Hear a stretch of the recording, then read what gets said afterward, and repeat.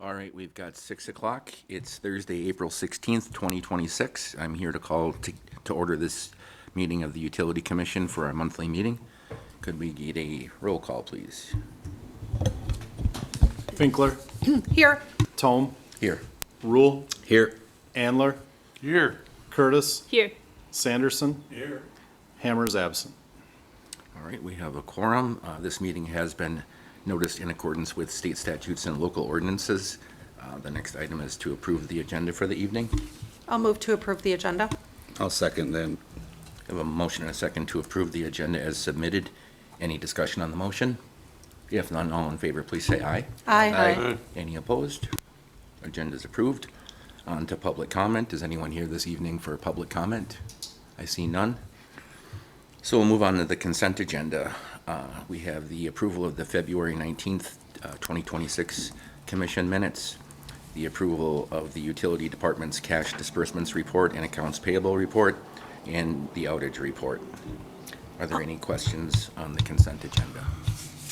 For your attention, I won't take a lot of time. I've made an item of curiosity on the pilot payment. I passed out my numbers to you. My argument is that we paid $74,000 in pilot payment in February. And when I calculate what the pilot payment ought to be, based upon a $34 million water and electric utility, pilot payment should only be about $47,000. So we're paying $26,000 a month more in things like salaries, phone reimbursement, Rupert Milky. The argument, simply put, is that the pilot payment ought to be a specific number, and it should not be a slush fund that we just keep on adding extra stuff on. The pilot payment pays for city services. So are we going to keep double paying for more city services? I'm just requesting that those extra services in the pilot payment should be itemized separately. For your information, thank you.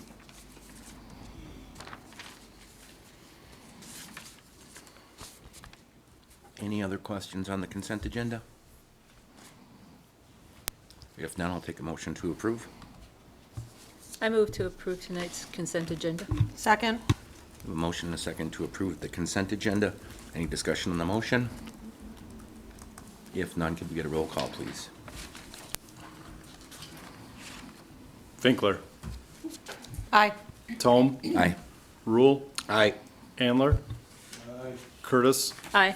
Sanderson. All right, motion passes. We'll move on to new business. Item number 4 is consider and take possible action on the approval of the revised utility director job description. Turn it over to you, Randall. Well, should I just kick it to you, Matt, or? I'm happy to Okay. speak on this. So as everyone's aware, for roughly the last 2 months, Randy's been overseeing Public Works in addition to utilities. As he and I have discussed, first off, there's been a lot of significant improvements within Public Works in terms of communication, both short-term, long-term planning, and I think a considerable amount of improved morale. And what we've proposed and what's in front of you is essentially creating Public Works as the fourth division of the utility, if you will, that basically having it function the same way electric, water, and sewer do, and that the cost of the utility director salary be split 25% to each of the 3 utilities and 25% to the general fund for the oversight of Public Works.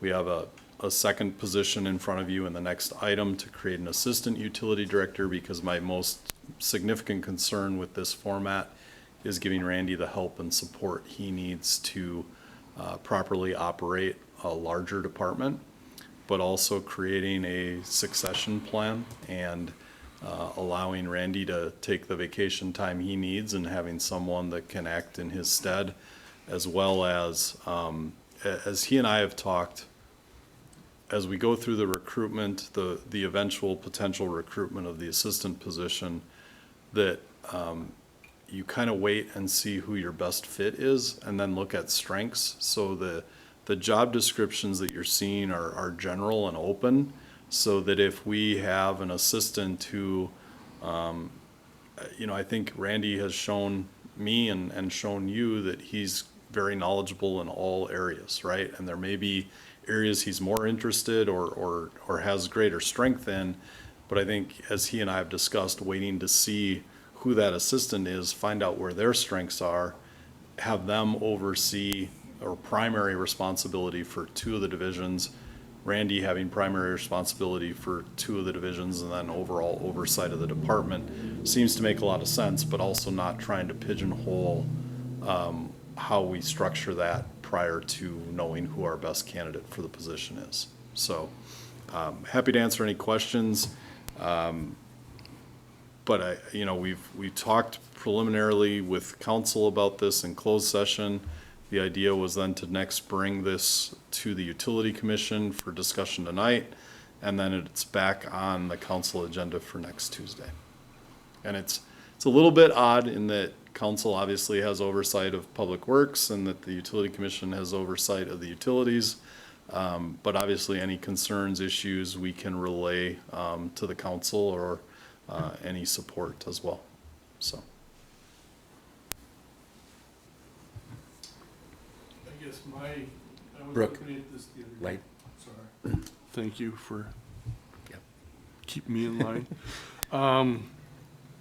Like under the knowledge and skills and abilities, it lists that they gotta have a bachelor's degree or equivalent experience. How do you define equivalent experience that it equates to that?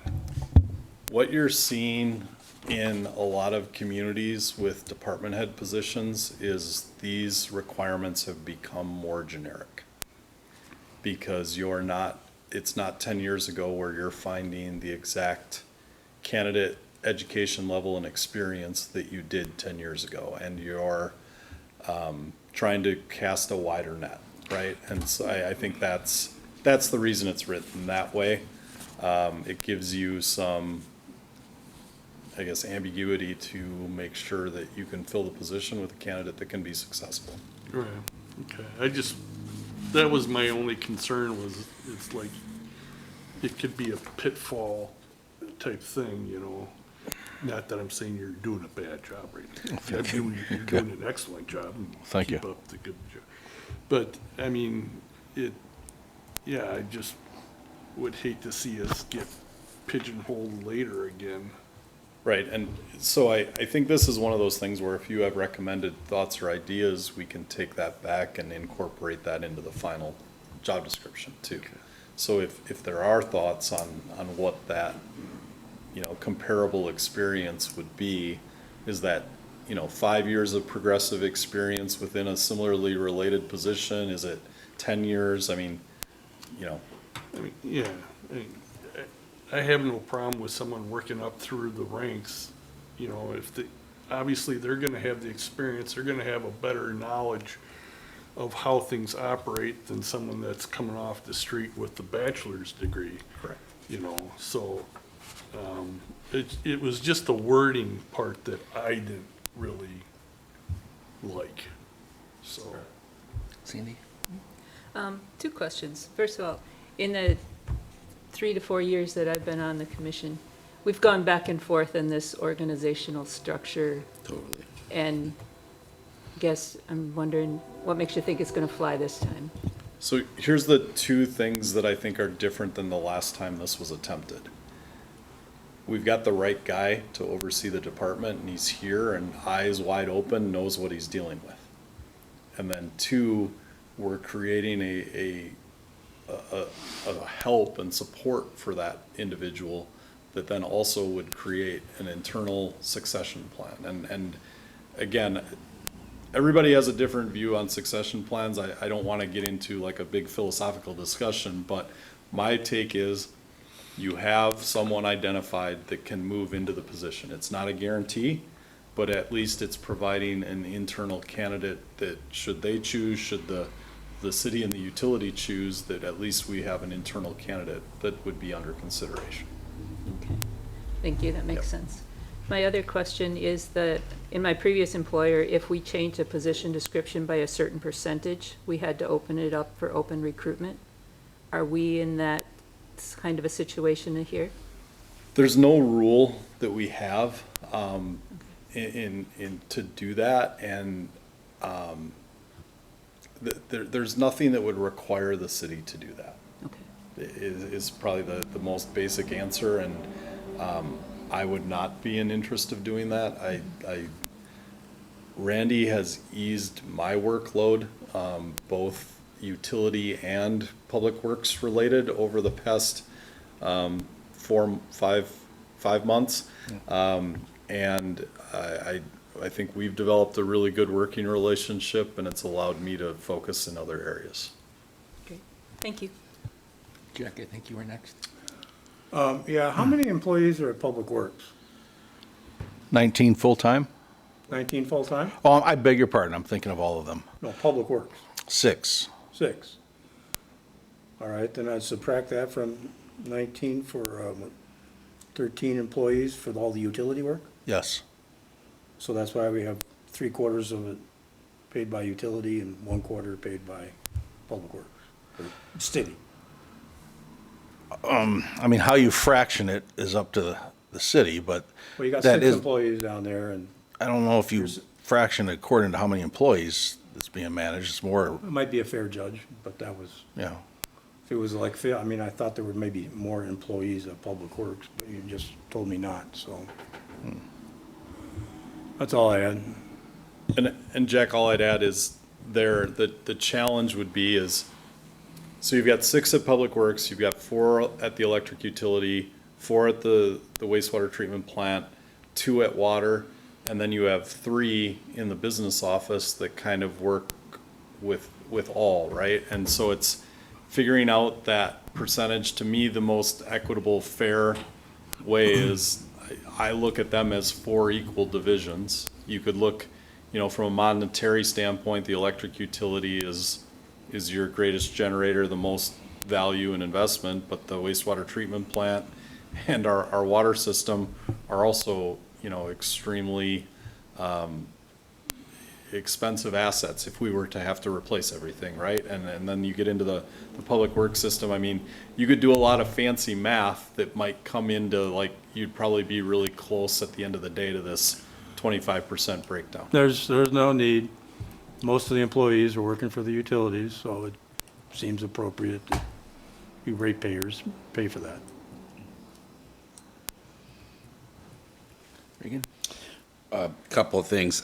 I don't know, I guess to your point, Brooke, I think that flexibility is gonna stop us from getting pigeonholed necessarily. Yeah, I see it in everything. It's trying not to strictly go after like a specific education background, so I'm fine with that. But my question is kind of tying back to that monetary or financial breakdown. What's the oversight structure going to be like then? You want to answer that one, or? I mean, how do you mean? I anticipate having all decision-making powers over all 4 departments. Sure. Oversight from our standpoint, Oh, because right now, as you just described it, Public Works is where? Well, Under it's the under the auspices of the council. city It's under the council. council. And I think everyone here is aware that over the last year, we have really tried to get everything to go to a committee before it comes to council. One of my questions for the council next Tuesday night is, will Public Works items first come to the utility commission and then come to the council? And what they want that kind of decision process to look like. That would be my recommendation, but again, the council has to weigh in and decide if that's the right fit, or if they want Public Works items to continue to go through committee of the whole and then council, as they currently do, so. That was my main question. Thank you. That's a good question. The thing that I've been thinking about is when we kind of created this new structure years ago, when we went to the Utility Commission, there was an ordinance that created it, and I believe we've had to repeal that ordinance because the original intent was to have DPW kind of under the same umbrella. So I'm wondering if we'll have to go back and clean that up again or not. Yeah, and I'm not gonna try and, answer that question without sitting down with the city attorney and talking through it. Obviously, if that's the direction of the council, it's not going to be an immediate thing, and we'll have to make sure that we put the structure and the guidance in place for that to occur. But yeah, I think my point is that if we fix the ordinance, it should fix the concern we would have about who has oversight of what, or how it travels through committees, et cetera. So, One more comment. go ahead. Maybe this is the intent, is to cut down on management, which would be a popular motive, I guess, but we used to have 2 managers at the utility, plus an office manager. We used to have somebody running wastewater treatment. And then we had another public works superintendent who also kind of over. And then we had some staff up here overseeing public works and the wastewater treatment plant. There was a lot of people helping out on management. And you're squeezing it down to 2, if I got it right. Plus you, maybe 3. But seems like a little bit overload. I'm not sure just one assistant manager is enough, maybe. It has been part of my management method to bring team leaders, their skill set up higher to where they're able to take on more responsibilities as well. So I incorporate team leaders as well. Back in the day, we'd call them foremen. But I would incorporate them into a degree of the management process. And just to add what Randy's referencing there is, and I think a lot of you know, we have 3 really strong leads in Yes. the electric, water, and sewer.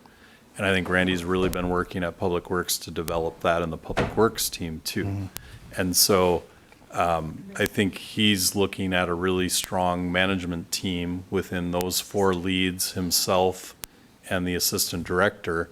And Jack, I think your point is well taken in that, say in the future, if we would lose 1 or 2 of those leads, we may have to revisit it, but we may be fortunate right now in that we have some strong leads that we can get by with less management staffing.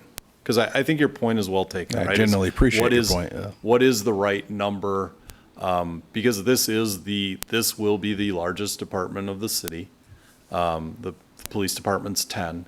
So at 19, that's almost twice the size of the police department.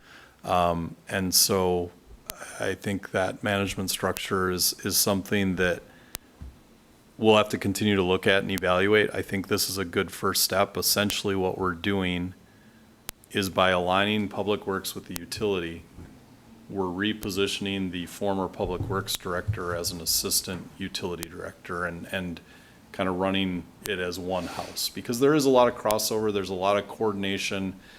Today alone, the electric utility, 2 members of the electric utility and at least 1 of the Public Works staff, probably 2, were working together on a project related to storm recovery, right? And so I think you see a lot of that, and we want that, right? We want to make sure that we've got an environment where we don't have an overabundance of water utility employees, and there may be days where we need extra help in the water utility or vice versa, whatever it may be.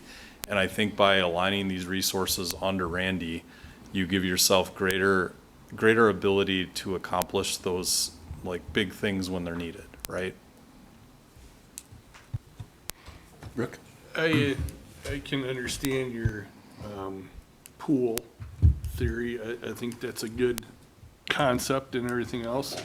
My curiosity is, at this point, if Randy's been doing this for 2-3 months, are we owed some back pay from the city?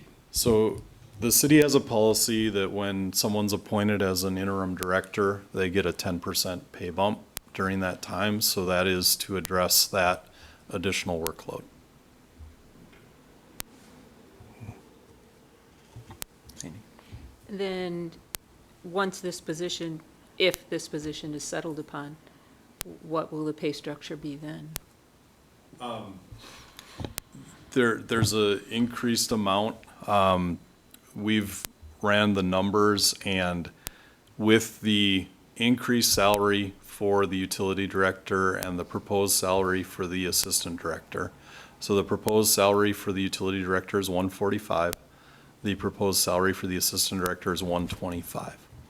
With the 25% split, it's, we have it calculated as it's just under a $16,000 increase to each of the three utilities.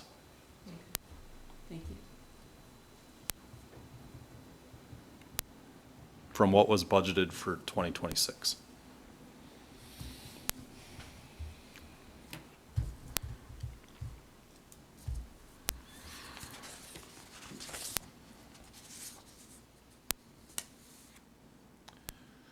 Any further questions from the commission on this?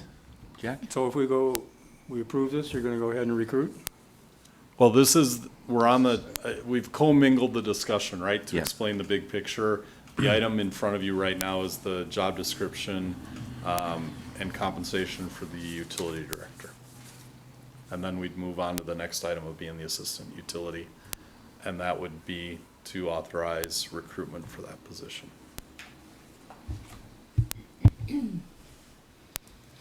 I really appreciated your answer, Randy, about that team lead structure. Do we have any issues with like current job descriptions as far as utilizing that strategy? I'll jump in and answer. That's one of the things we're working through on the public works side with creating that lead DPW position. And at this point, that's kind of we've left that off of your plate because it's kind of a council topic in our current structure. So the other utilities then were okay? We have job description coverage, so to speak? Yes. Yes. It'd be a good question. The last time the electric lead was probably dusted off was when Dalton was hired.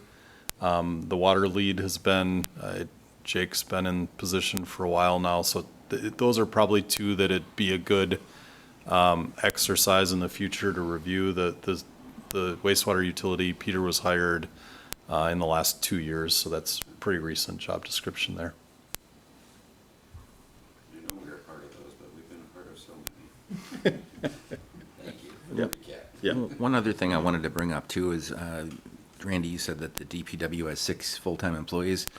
Aren't there typically seasonal employees for the summer for like lawn mowing and also the pool employees? That still all falls under DPW as well, correct? Yes, so there are traditionally 3 seasonal employees for lawn mowing and then 1 in the recycling center. Okay. And is the pool still under DPW then? No, that's separate? All the pool employees, like the lifeguards and staff that work the front of the house and the pool, are all under recreation. Okay, all right, thanks for the clarification. Any other questions from the commission? So essentially, we are adopting the new job description, which would convert Randy's position from the utility director to the public works utilities director, correct? That would be the first step to the process. Or is it just utilities? That's what it is currently, but the job description says public works utilities director, since we'll be putting that all into one position. I guess I'm just trying to figure out, seems like we're getting lost. I think by talking about both positions, we kind of pulled everything together, and now we need to pull them apart into two Yeah. separate things, so. That's a question I've asked myself. What is the right title, Yeah. right? And I think Randy worked with Corinna and our HR team to develop the job description. And Randy, I don't know if you have any thoughts there on why you settled on the title that you did. Well, the director part is important to me in the title. I would prefer just to be the utility director, if everyone understood it. But there are going to be times when I need to identify just in the title what all departments I manage. So I am okay with Public Works Utility Director. But Seems like right now with the current structure, that's the most appropriate title, given the oversight. it seems the most divisions functional. we have. So, Yeah.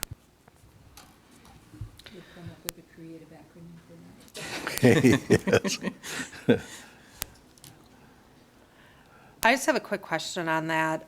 So it's the Public Works Utility Director and then the Utilities Assistant Director. But if we are looking to have flexibility in how we divvy out, should it be the Public Works Utilities Assistant Director and the, just keep the name the same and have one with assistant in it, one with director?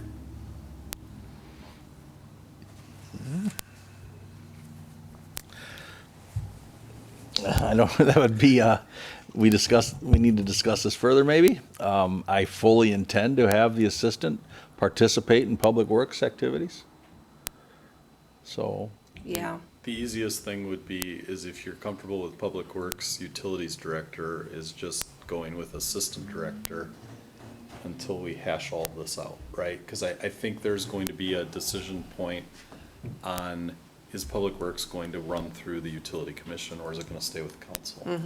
And so there may be then a structural change or a naming change, or we may decide we wanna brand this as a department. I know last time it was municipal services. I think you lose the utilities too much there. But, and Randy, I don't know if you've seen another community that's done a good job of branding this and, no. So I've had similar structures in 2 previous municipalities, and the titles typically just, in one case it was Public Works Director, in the other case it was Utility Director.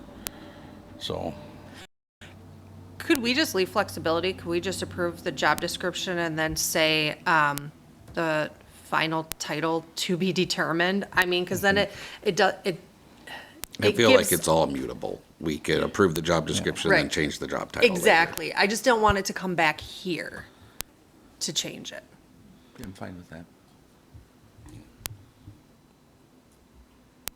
All right, well then, I will move to approve the revised utility director job description with a formal title to be determined.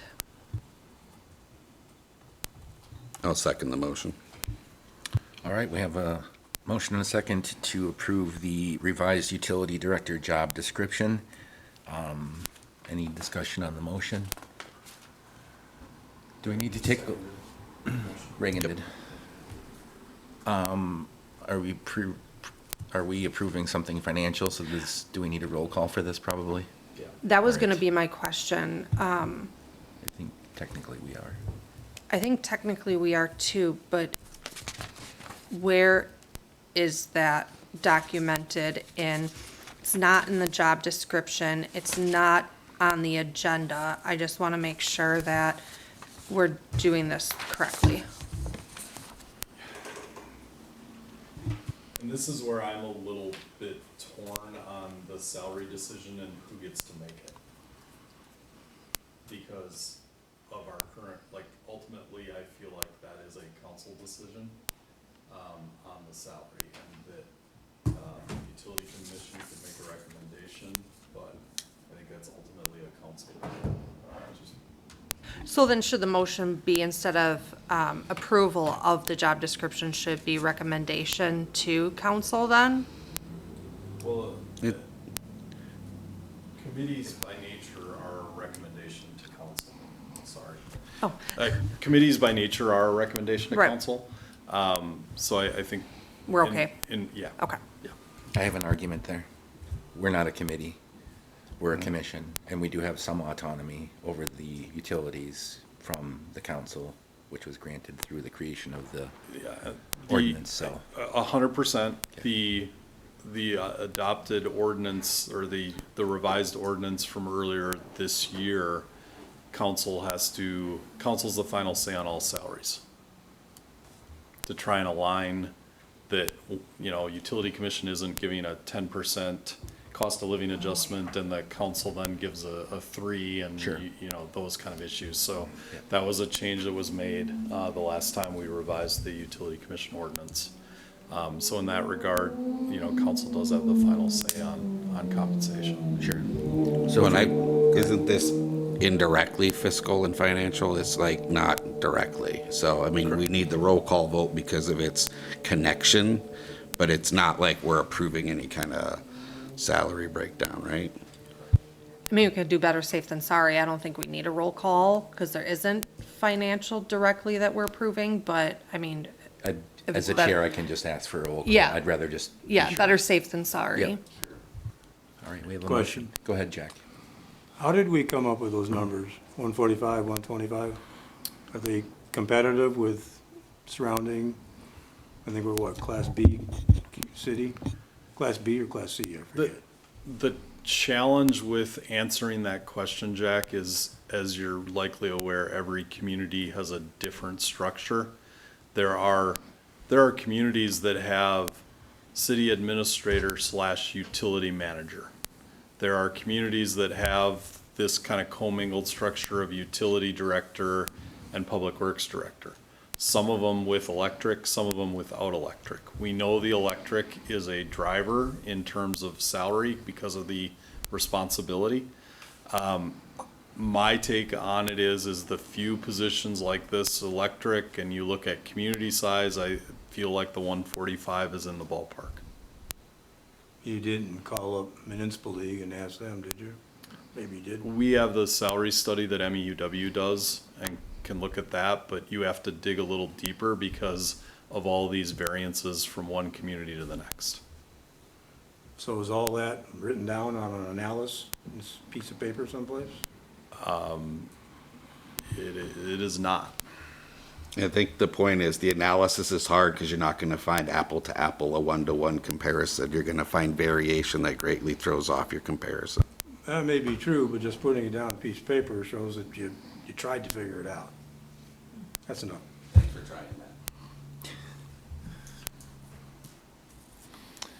All right, any further discussion on item number 4? If not, we have a motion and a second, and I would ask for a roll call. Unless, Molly, did you? No, I just had my button too. Right, ready? Rule. Aye. Andler. Aye. Curtis. Aye. Sanderson. Aye. Finkler. Aye. Tome. Aye. Job description has been approved. Move on to item number 5 then, which is consider and take action on the creation of an assistant utility director and approval of the job description, which is, So I will move to approve the creation of an assistant utility director and approval of the job description with flexibility on the final title. I will second. that was quick. Thank you. All right, we have a motion and a second to approve the creation of an assistant utility director position and approval of the job description with flexibility on the name of the exact title of the position. Any further discussion on the motion? Can I ask a question? So it doesn't come back here? I just have a question for, so the qualifications of class. Could you please go up there, just so people can hear what we're hearing? I just don't, I'm gonna ask it in council, so I want it to be, I don't want it to come back to you guys because of my question. So the qualification is requiring a Class A CDL. Do we require a Class A for any other position? I don't want to have to change it at council to come back here to get approval to move it ahead again. So that's my question that when I was reading through it, I saw it was a Class A for the assistant director. Good question, thank you. I cannot recall at the moment if we require Class A. I know we require a CDL. I don't know if we designate Class A yet. A's a semi. Well, it is correct, it is a semi. It's also based on length and weight of combined combination. So if they're pulling a tandem axle dump truck and a skid loader trailer, technically they probably need a Class A. Randy, do we have any other requirements where a position requires an A, or is it all B? It's all B. A typically is just a bonus, or, if someone happens to have that. Right, but are we gonna limit our pool by requiring an A? And would it be better to require a B? And if we determine someone needs an A in the future? Yeah. we- I would not recommend requiring an A. That was a bit of an oversight there. I mean, our primary concern is that they can plow. And thus the classifications where they come in. So, Would we want to change? All right, I will amend my motion to, hold on one second, let me get my Well, bearings the only here. other Oh, thing yeah, I would ask too is the endorsement. If anything's over 1,000 gallon, you're gonna want a tanker endorsement. Mm-hmm. So I don't know if you wanna list that. so the endorsement's important for those who operate our vacuum truck. Not everyone, as long as I have one or two operators that can do that, then we don't need everyone to have that tanker endorsement. So, all right, I will amend my motion to, and I'll just restate the whole thing, move to approve the creation of the Assistant Utility Director and approval of job description with flexibility on the title, and change the requirement from a Class A CDL to a Class B CDL. I will second the amendment. All right, we have a motion and a second to approve the creation of the Assistant Utility Director and approval of the job description with flexibility in the exact title, and the amendment to remove the Class A and replace with Class B CDL driving requirement. Any discussion on the motion? If none, can we please take a roll call on that, Matt? Andler. Curtis. Aye. Sanderson. Finkler. Aye. Tome. Aye. Rule. Aye. All right, motion passes. We'll move on to reports, Director's report outline. Randall, I'm sure you've been adding to that a lot this week. yes, my report did change dramatically in the last few days. We will start with the water department. And I am carrying over some issues we discussed at the last commission meeting, because there are in the water and wastewater departments some ongoing issues that we're dealing with that are starting to wrap up this month. But in the water department, we're wrapping up our chemical room pump replacement task that we've been tackling for some months. It's going to be an ongoing issue. And then I'm just going to give an example of what daily service repairs look like for the water department. So this issue I'm bringing up came up last month. In our chem room, maintaining the mechanical components is an ongoing maintenance issue with the water production and delivery. Here, Craig is in one of our chemical rooms and he's priming a pump that was recently refurbished. It's those little blue boxes that are pumps. The chemicals, when they're highly concentrated like this, can be corrosive. And so this creates a lot of wear and tear on our pumps and the components within them. Because of the potential corrosiveness of these chemicals, when concentrated like this, the tubing's required to be replaced frequently, and the pumps are repaired or rebuilt often. So I just wanted to bring before Commission something that the staff does on a daily basis is checking the tubes. This can be very labor intensive at times, but you have to make sure there's no blockage or replacing them quickly, because having the correct increments of additive is critical when you talk about concentrated chlorine and such.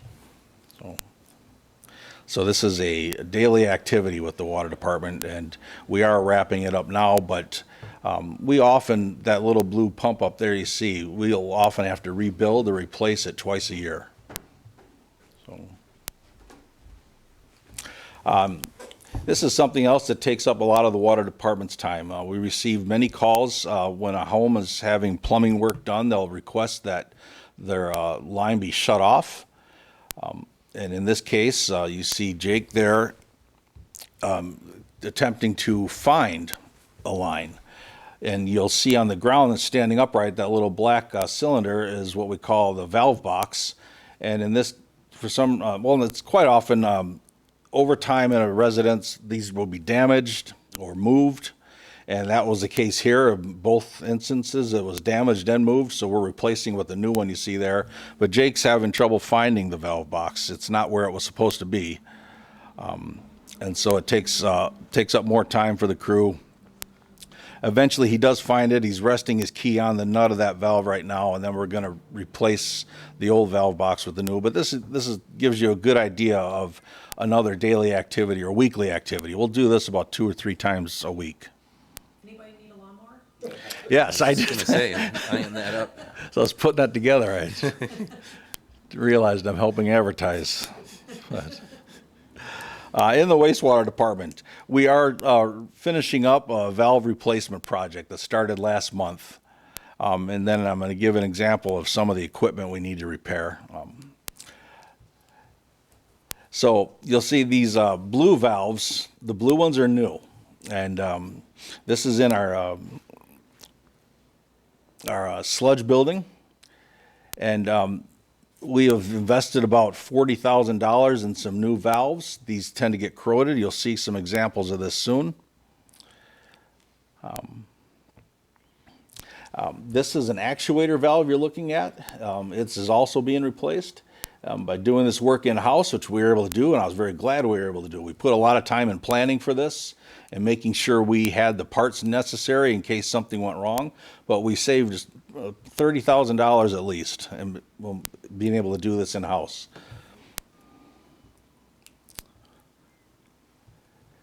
And this is a plug valve that's being replaced. You can see just some of the corrosion, and that black pan there is supposed to be blue.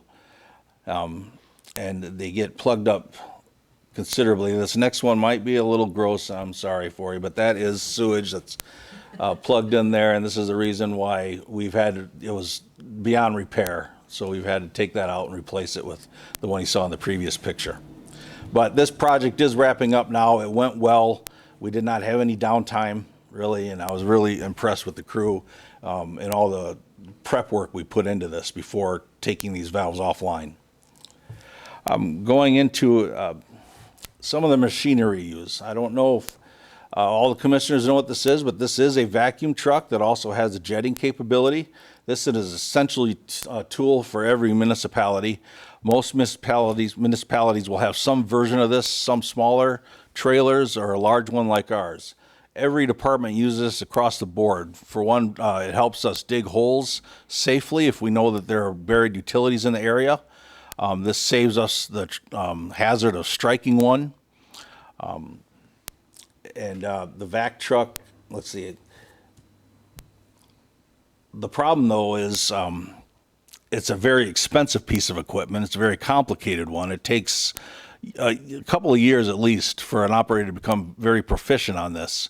And because we use it across the board in all departments, there's a lot of wear and tear on it. So we have to pay very close attention to maintenance.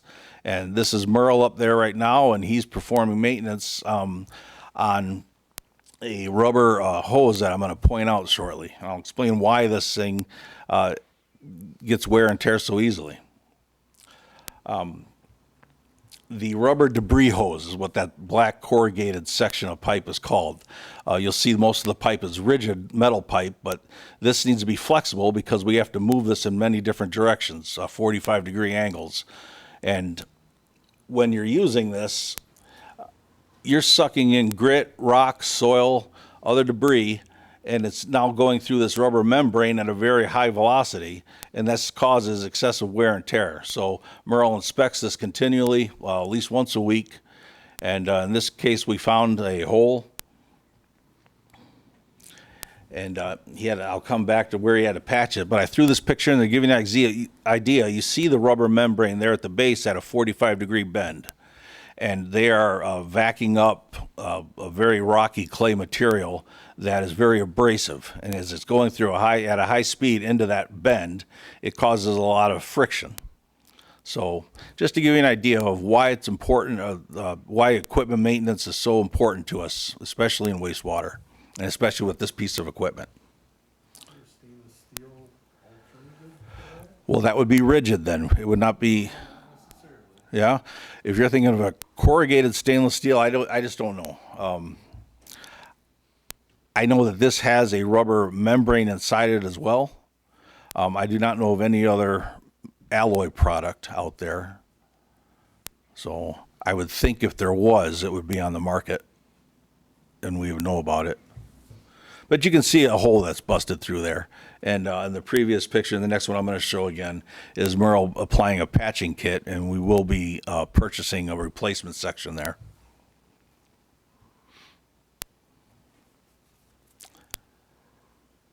And then I'll move to the electric department.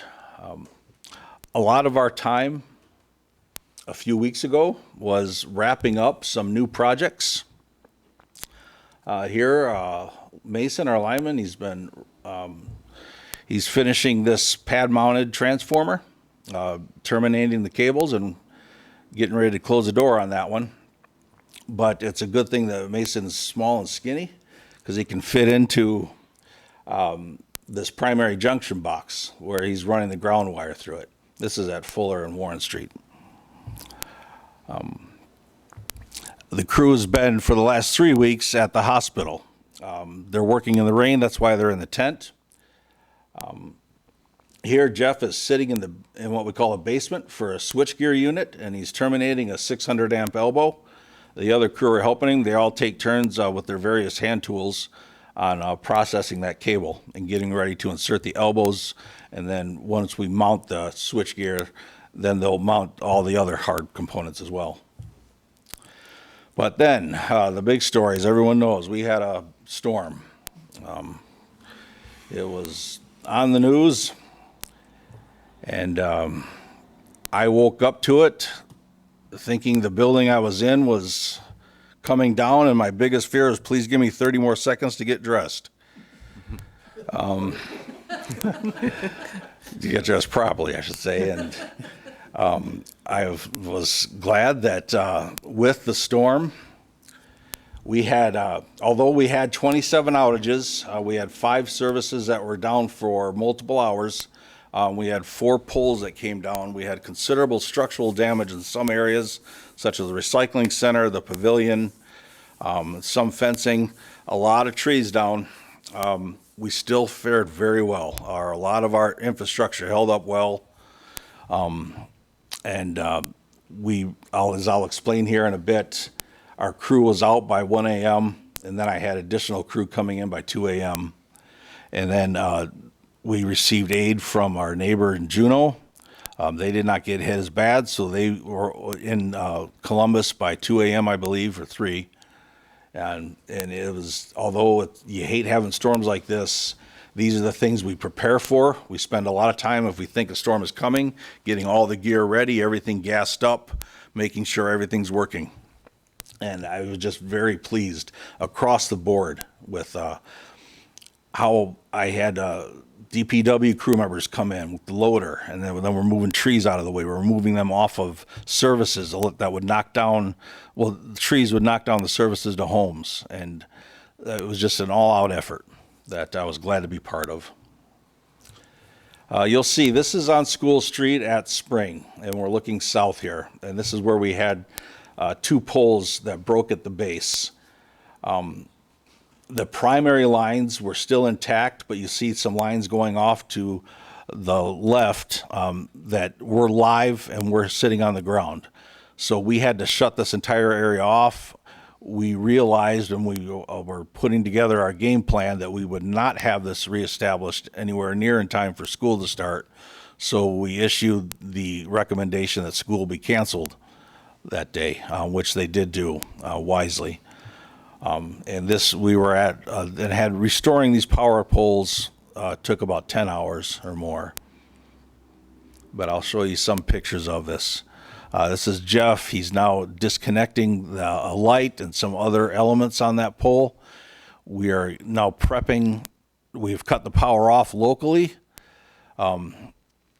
and that we are prepping these poles to be basically replaced.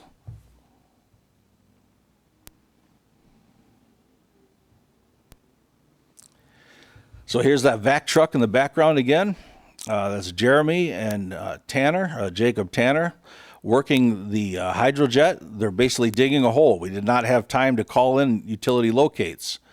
Time is of the essence here. So we immediately start excavating the hole, but very carefully.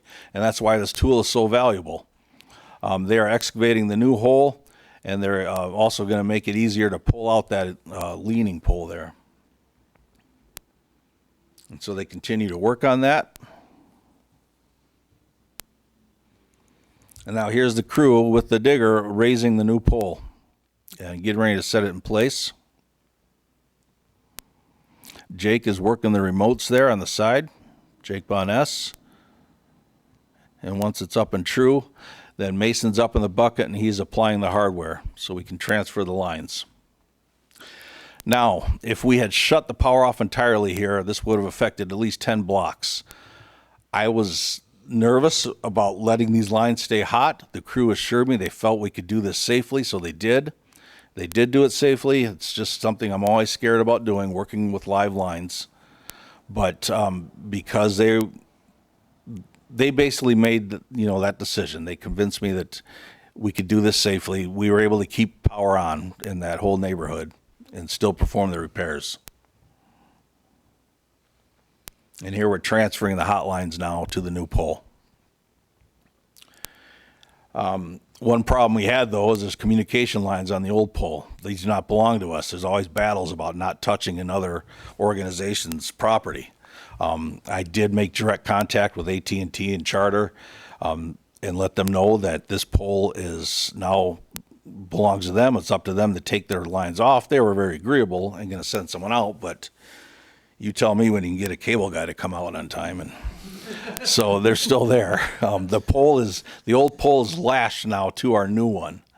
And once they come out and take their lines they're going to transfer their lines to our new pole. Then we'll remove the old pole as well. But it's safely lashed to our new one. So if you see the two of them together. Next week between Monday and Friday. You're right. 6-hour window. Yes. And then you can just see, this is just about the finished product. We have the lines completely reestablished now. And they're just going to stand up that leaning pole there and tie it to our new one. This was another pole that we had to do the same thing for. You can see it was basically rotted at the base and the wind took it down. And the crew there is, they're lowering it into place. The fellow in the dark shirt is Nick Gallman. He is the director over in Juneau. Very good associate and friend. So For a short time. he was, yes. But it is, it's just such a blessing for us to have a network of qualified linemen that are so ready to help each other. I'm sure We Energies is still working on, replacing damaged lines in Columbia County from Monday, and all of ours were reestablished the next day. I was able to give Matt a phone call about 20 hours later saying all power has been completely restored.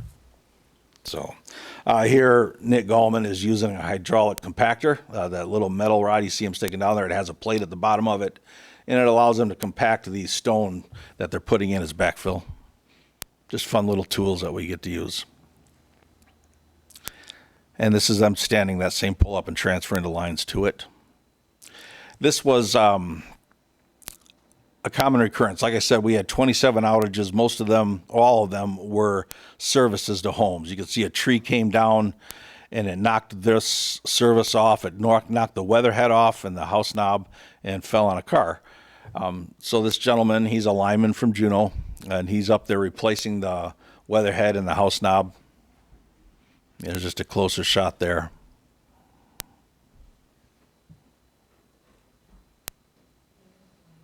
Yeah. And then this is Mason. He is transferring a Hendrix 3-phase 240-volt service while it's hot.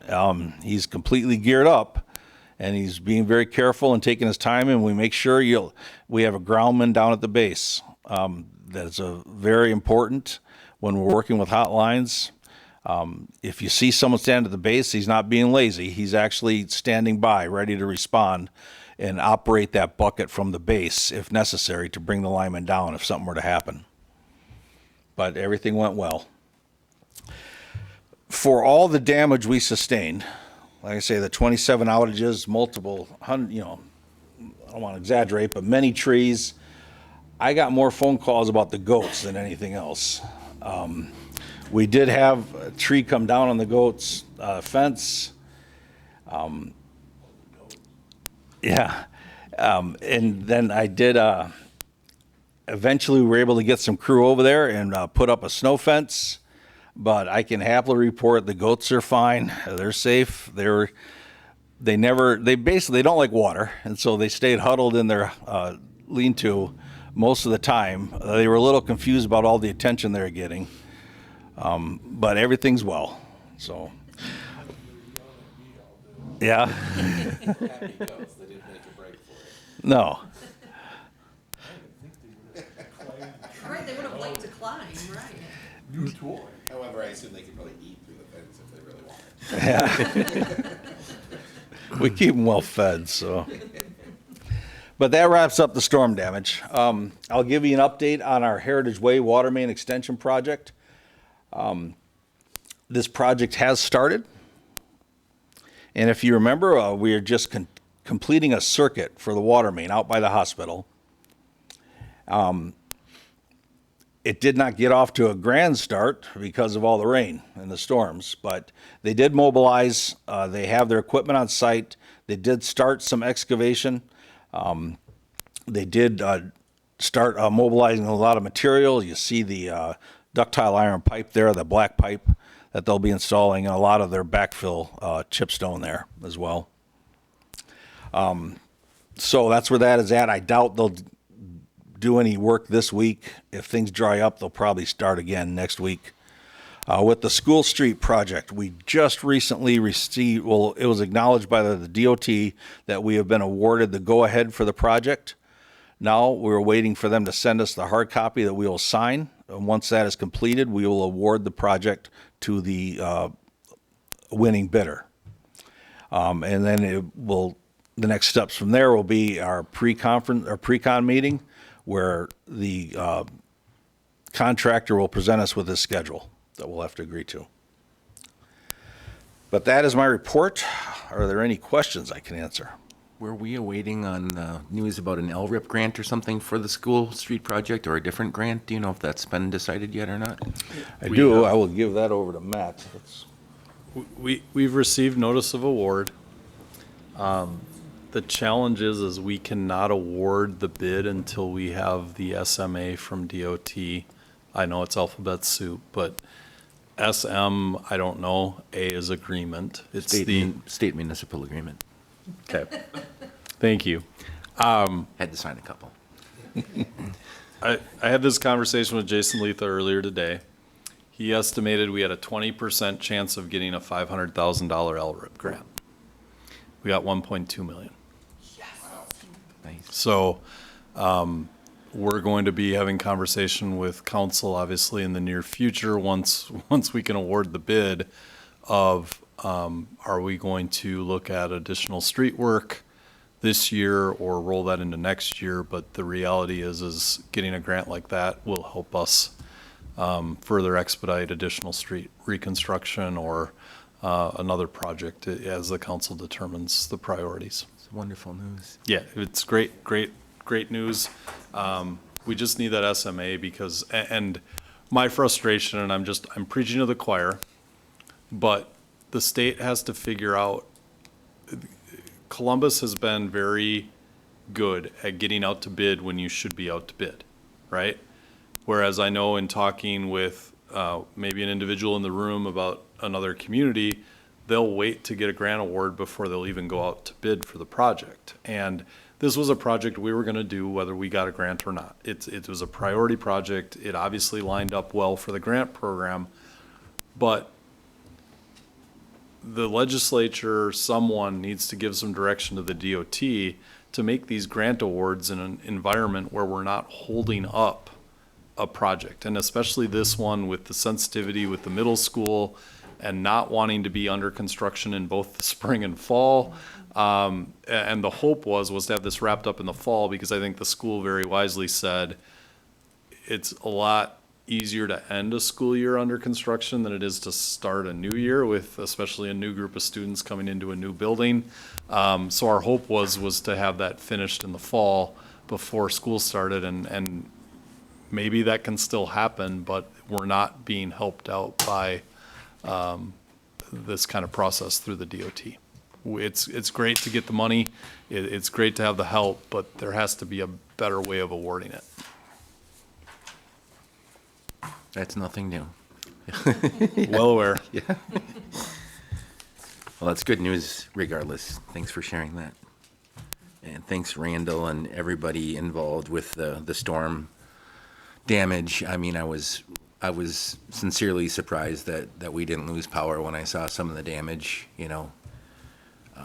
Yes, earlier this week. I was too, to be honest. In the beginning, when I was driving into Water and Light, I was worried, and then surprised pleasantly that all the lights were still on. And so we did get lucky. We do have some very strong infrastructure. We use a stronger wire than other municipalities.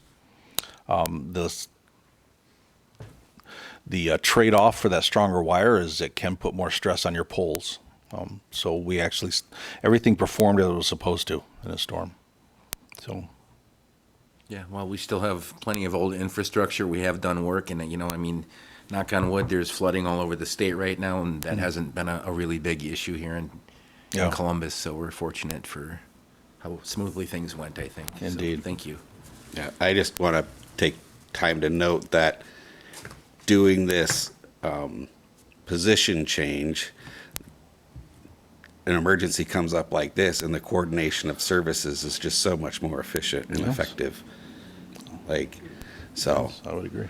that was a badly timed event, but kind of serves our purpose of kind of seeing why we would maybe need to combine these. Exhibit A.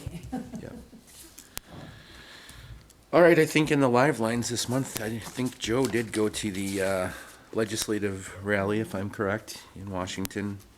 I participated in that a couple times, except for COVID, but it's great to meet people from all over Wisconsin and other places to discuss concerns in Washington, so good to see that Joe went there. Unless there's anything else, I'll take a motion to adjourn. Move to adjourn. No, second. Got a motion and a second to adjourn. All in favor, please say aye. Aye. Any opposed? Stand adjourned at 7:02.